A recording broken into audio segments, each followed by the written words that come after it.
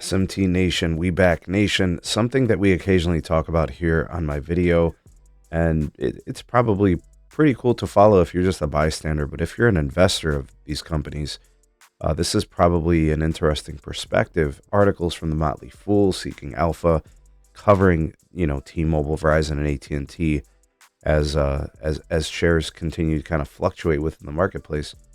This is by no means financial advice, but it's interesting to follow it. Is T-Mobile still the company to buy within the industry? I don't know. Let's take a look at it. Let's discuss some topics here from this article, Motley Fool. The link will be provided in the description, and comment down below at any point your take on any of the elements covered in today's commentary. Ways to support us can be found in the description. Please do like and share this video. Subscribe if you're new. Turn on the bell notification icon to never miss an upload from the SMT. All right, so who are we talking about today? It's T-Mobile. T-Mobile has been the grower. They've been the most exciting carrier for the better part of the last decade. And the excitement around the stock continues to be pretty high.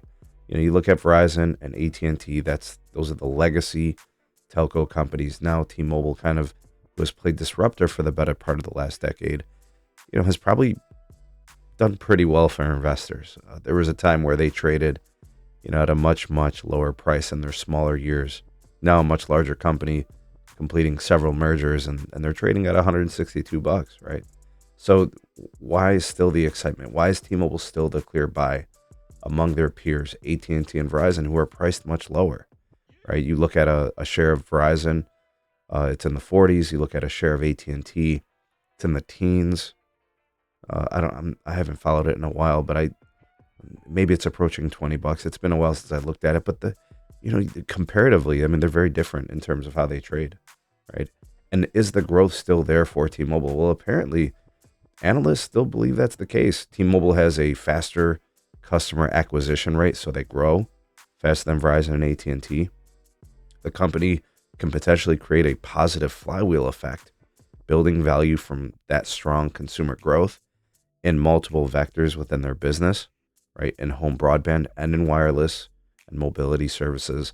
Their top and bottom line growth expectations better in terms of percentages amongst their peers, and macroeconomic tailwinds from the Federal Reserve cutting funds rates means that they can borrow at lower prices and get involved with broadband, amongst other things, right? And now they've initiated a dividend payment, right? So when I'm looking at these stories and when I'm looking at these articles, the fact that T-Mobile continues to take share in new parts of their industry, whether it's the business segment or it's the government and agency segment, places where previously T-Mobile had no involvement. Well, now they do.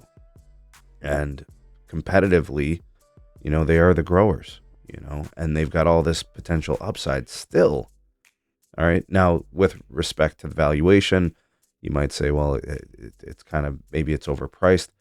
I don't know. If they continue to raise revenues and improve margins and become even more profitable than previously, is it really overpriced? I think that's kind of for you guys to maybe discuss in the comment section and tell me. I don't know if you're an investor, you may not be. And again, this is not financial advice. I'm not a financial advisor. I'm just on the outside looking in.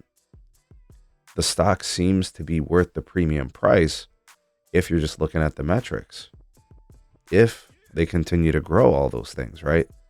If they continue to grow revenue, if they continue to improve margins, they continue to add customers at the pace that they've been, and now they're getting involved in other ways and becoming a bigger company, is the current price that they're trading at overpriced, fair priced, or dare I say underpriced? Tell me, what do you guys think?